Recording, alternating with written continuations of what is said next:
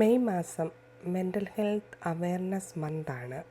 അപ്പോൾ ഈ വർഷത്തെ 2026 മെൻ്റൽ ഹെൽത്ത് അവെയർനെസ് ഡേയുടെ തീമെന്ന് പറയുന്നത് യു മാറ്റർ എന്ന് പറഞ്ഞാൽ നമുക്ക് ഓരോരുത്തർക്കും പ്രാധാന്യമുണ്ട്, നമുക്ക് ഓരോരുത്തർക്കും അവരുടേതായ ഒരു വിലയുണ്ട്.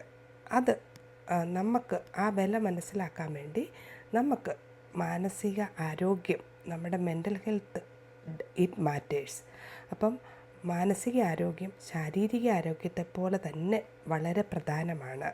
അപ്പം ഇത് നമുക്ക് എങ്ങനെ നേടാൻ പറ്റും? By practising self care.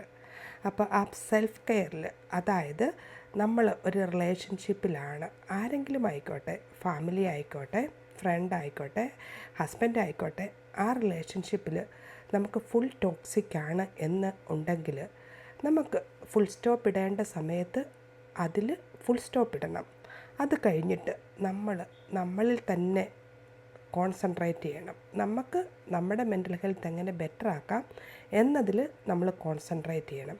അത് കഴിഞ്ഞിട്ട് നമ്മൾ തന്നെ റെസ്പോൺസിബിലിറ്റി എടുക്കണം നമ്മുടെ മെൻ്റൽ ഹെൽത്ത് വെൽബീയിങ്ങിന് വേണ്ടി. പിന്നെ നമ്മളെപ്പോഴും ഒരു സോഷ്യൽ ബീയിങ് ആണ് മനുഷ്യർ.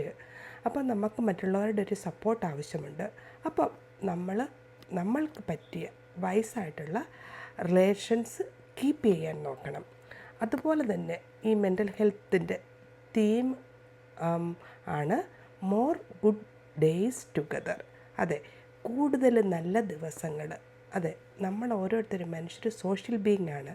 നമുക്ക് തനിയെ കൂടുതൽ നല്ല ദിവസങ്ങൾ കൊണ്ടുവരാനും എൻജോയ് ചെയ്യാനും പറ്റത്തില്ല.